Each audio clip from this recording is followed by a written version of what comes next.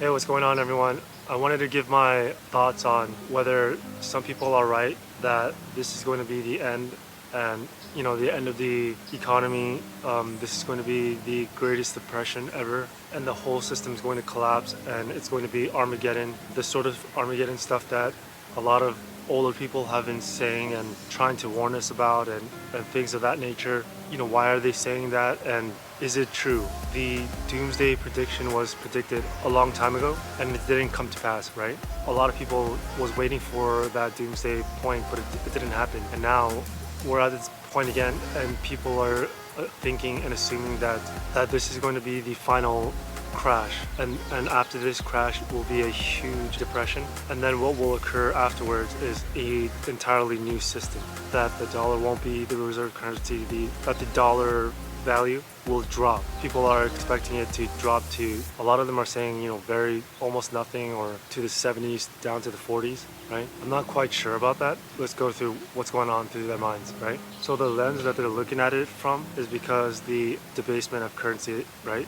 The requirement to debase the currency in order for the US government to subsidize and pay for all the things that it needs to pay for, right? There's three big areas that they can compromise on. One of them is going to be liabilities, I think pension liabilities and things of that nature. Social security, right? The other one is military security spending can't come down, right? It needs to stay at a certain level, and one might argue during this time period it might actually go up. The other one is interest expenses, right, for our debt. So we need to be paying our debt. The country will go bankrupt, right? And just like when you have a credit card, there's a credit card interest for the amount you borrowed, right? That interest has to be, paid off. But if it's not, the country goes bankrupt, and that's a whole discussion about. That's a whole different discussion, Germany-style discussion. And so that's why there's an argument about why the U.S. government actually needs higher inflation, right, in order to pay off the debt, because when there's higher inflation, remember, the dollar value is less, right? And so with that, you can pay more of the dollar value amount of your debt off. If you search on Google, there should be other people explaining this, and it should be, clear and easy to understand, regardless of what people believe, whether there should be, little inflation or no inflation or whatnot. Let's just focus on the, can there be a doomsday crash, and are we in it right now? There's a few different outlooks for this, right? I'm seeing the extreme, this doomsday crash, this is it. It's Armageddon. Time is going to stop. The world is going to stop, kind of like the pandemic when we had it. Everything stopped, right? The air changed, the vibe changed, the violence skyrocketed, and all of that. Everything stopped. Post office stopped. Everything. Amazon stopped. That's what they're talking about. They're talking about an entire, basic collapse of society, right? In the pandemic, there was actually a pause. But what they're saying is it's going to be a total collapse. And that collapse is going to be a long-term and prolonged doomsday. The other next level I see is that this is like the 2000. And so this camp is saying that it's basically the current market bubble bursted. It's going to be going down. And when it goes down way further, it's going to stay a little bit down. But it's not going to be Armageddon doomsday, It's not going to be total Armageddon doomsday. It's going to be tough. It's going to be rocky. But it's not going to be where you're going to be through grocery stores rummaging for food and stuff like that, right? It's going to be slogging along, but it's going to be possibly a lost decade. Whether the country or the US goes into a Japan-style inflation, or if it goes into a more Argentina-style inflation, we have to see what actually happens. But that's the camp next to the doomsday people. The next one over after that, I'm going to generalize it, but basically it's going to be much more of a little bit more sideways, and the market it's either going to have a sharp drop and bounce back, or it's going to have sideways and just turn around. This camp is saying that the debt structure of the US is such that going into such a depression slog period is not possible, right? To go into another bust, let alone one that lasts 10 years, or the doomsday saying like almost permanently, it's not possible, right? And the reason why they're saying this is because if the markets do come down and stay at a prolonged level downwards, that's basically doomsday Armageddon that almost the country will never come back from. But it's not just the country, it's basically the world. But these guys, the reason why they're saying the US cannot go down like that is because exactly what the doomsdayers are saying and warning about. That's why they're saying because of that, the US won't allow the country to go there, and a hard recession to totally stamp down inflation, and then a bounce back or a slog sideways and upwards. So these are your general options of worst, medium, and basically a pivot. And the pivot ranges from, I'm just throwing it all together, sharp recession to a full-on pivot. Something happened with Russia, and they want to immediately get things going, right? Regardless of inflation. So that's a little bit, we'll have to wait and see if that's actually going to be the case. Whether, can this happen or can it not happen? So basically, the way I look at it is anything can happen. That doomsday argument can definitely happen, but the way I look at it is this: with a lot of the power struggle and power dynamics, the doomsday cannot happen if it means that enemy nation or the opposition nation is going to be at a position much higher than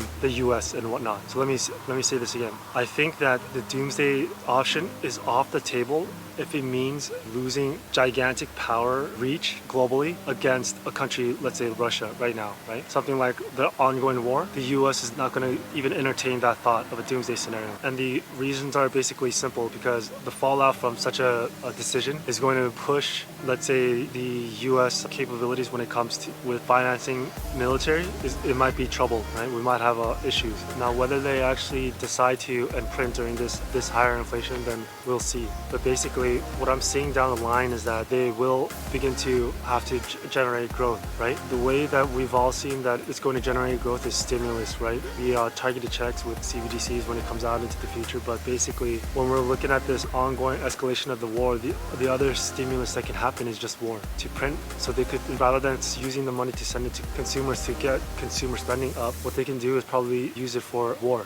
And that'll be government investment spending up, right? Those are the different categories of trying to get GDP up, right? Government spending, or investments, foreign investments, or consumer spending. And so if those sorts of things happen, what we're looking at is likely that what the Peter Schiff's and Robert Kiyosaki's and Dave Ramsey's, basically, although a sort of a sharp crash can happen, the bounce back is going to be, it can be a little bit more stronger than most people might think. The tax payments that comes from the market is large, right? And if you have it drop down that low, the tax payments won't be enough for the government, for the US government. Then therefore the US government will need to cover those costs by the only way they can do it, which is expanding their balance sheet. But they're going to go into a debt spiral. The way I look at the world chessboard, so to speak, is that the system itself, the dollar system, I think can go on longer. So a lot of people are suggesting that the dollar system can't go on any longer. The dollar will need to drop, plummet in value, and that's that. We're going into a doomsday scenario. But my suspicion and what I'm seeing is that the dollar system can actually go on longer.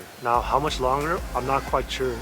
Before when the pandemic happened, I was thinking, look, maybe this can go on another 10 years. Who knows? Fast forward to where I am at right now. I'm looking at this thing and I'm thinking, maybe up to 5 years, give or take. But for me, when I'm looking at this, I am seeing that the dollar system, I think even after this period of this cycle of growth diet, I think what can happen is that the dollar system can slog along. I think that whether there's a recession or not, and it's a little bit more prolonged than we would like it, I think the system can handle and continue going on. But the issue is that how long can it go on for? And at that point, what happens? And so even though if the dollar system surviving an event, or after every survival, it gets weakened, right? It gets more weaker and weaker. It's dying more and more, right? And so even though it survives, we are going to see very different mutations, right? Very different, the different aspects of society suffering, being angry. It's going to show a lot of social issues and whatnot. So it doesn't mean that it's going to survive and continue and we're going to go back to normal. There will be visible issues. And so here's a timing issue. What the Federal Reserve needs to do is hurry up, and two things: prolonging the dollar system to see how long it can last. The second one is to see, can they jump off to the parallel system? Can they jump off and transition to whatever comes out of Bretton Woods 3? So we're going to have to wait and see about that. Out of the first 2 points, one of them is obviously important, right? How long can this go? Are the doomsdayers right? Is now it? Is it Armageddon today? But the second one's more important. The second one is, from where we are, can the US government basically, can they jump off to a different system? Because if that's the case, then what's going to happen is that the doomsday scenario maybe can be pushed off. Maybe. I do think, however, again, if that bridge doesn't happen and the switchover doesn't happen, there might be a Armageddon scenario. It might actually look like that. We'll have to wait and see. But I think, again, the nations would choose war instead. And so that hopefully all of that encompasses my thoughts about the different scenarios, the basically major three scenarios, what I think is going to influence the pathways that we take, right? What I think is going to happen in general is that we're not there yet, right? I don't think we're at end cycle right now. I think that this dollar system can actually go on longer. I don't think the dollar is going to die today, right? And so what that means is that I do see that the markets, they found a local bottom here and they turn, or they find this local bottom, turn, but go down and then turn. You know, that's possible. Or the markets go down from here and then turn. Basically, I do see a turn, but maybe it could be the last turn, right? You know, maybe a last bull run. Now, whether that actually happens or not, we don't know, but it's setting up for it to be that way, right? And especially with the war outcome, it's setting up for the U.S. spending more, not contracting their balance sheet, right? The U.S. is not setting up to spend less. They're spending more. And the way the war is going right now, the U.S. is really ready to spend a lot, right? I think that's what it looks like. But we'll see what actually happens with inflation. We have a lot of important dates coming up. So keep your eye on that and see how this goes. But when it comes to the Doomsday prediction, it's not that it can't happen. I think everyone should be prepared that it can, 100%. But what I'm trying to convey is that the probabilities of it happening is I'm placing in more that it's not going to happen now and maybe a few years, and that the dollar system can actually go on a little more. How long it can go on more is something that we will never know. We actually don't know that yet, especially with different things coming out with CBDCs, international CBDCs, how it works together with different governments, how that's going to work with import-exports. That's it for the video, guys. Hopefully it was able to help you guys understand a little bit more how exactly I'm looking at the different scenarios and the timeline that all these things might occur, so that you could always be prepared. At the end of the day, my advice is always prepare for like it's doomsday today, right? And then add on to your preparation and a longer term plan as time goes on. But other than that, good luck.